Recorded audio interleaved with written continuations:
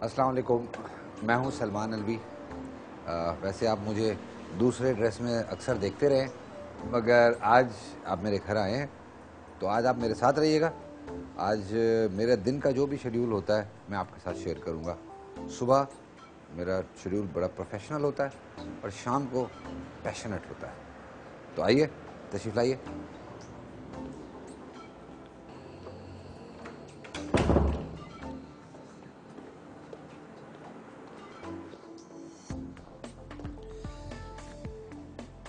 अच्छा जी, पहले मैं आपसे कुछ बातें कर लूँ।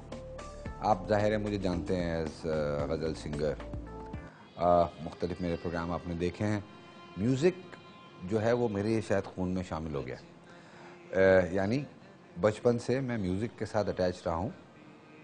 गो कि मैंने अपनी बाकिया प्रोफेशनल लाइफ को साथ साथ कंटिन्यू रखा। मीनिंग कि मैंने रेडियो भी किया जब मैं 4 साल की उम्र में था। 4 साल की उम्र का मेरा पहला प्रोग्राम था रेडियो से। और साथ साथ मेरे वालिदैन ने इस बात का ख़ास ख्याल रखा कि मेरी पढ़ाई तालीम ये सारी साथ साथ साथ चलती रहे। और फिर मैंने ज़ाहिर है कि स्कूल, फिर कॉलेज, फिर मैंने बीएससी ऑनर्स किया, फिर मैंने आईबीए से एमबीए किया। इस सब के दौरान म्यूज़िक मेरे साथ साथ रही है हमेशा, और वो मेरा पैशन है। मैं हमेशा कहता हूँ मार्केटिंग मेरा प्रोफेशन है, म्यूज़िक मेरा पैशन है।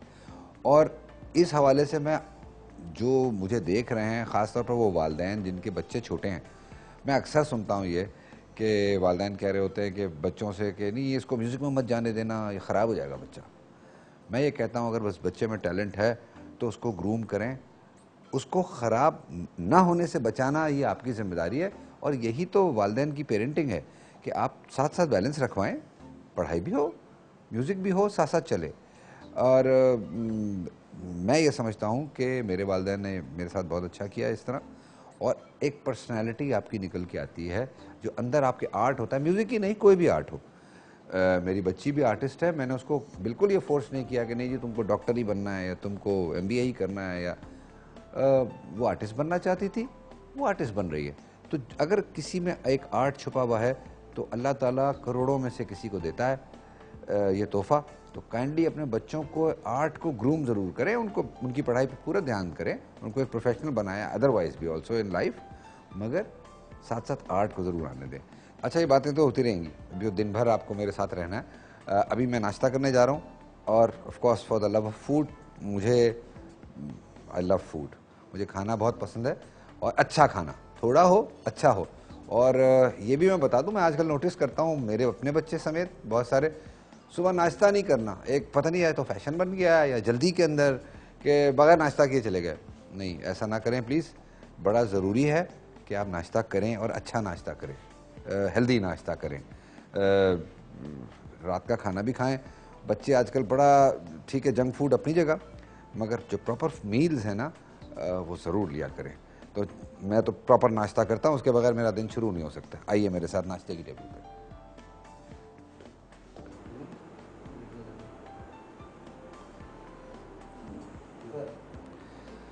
अच्छा जी, नाश्ते की मेज़ पे ज़ाहिर है मेरी वाइफ और मैं होते हैं, बच्चे चले जाते हैं नॉर्मली। आज ज़रा ये देर से जा रही हैं तो इनको छोड़ना भी मैंने ही है, मेरे ख्याल है।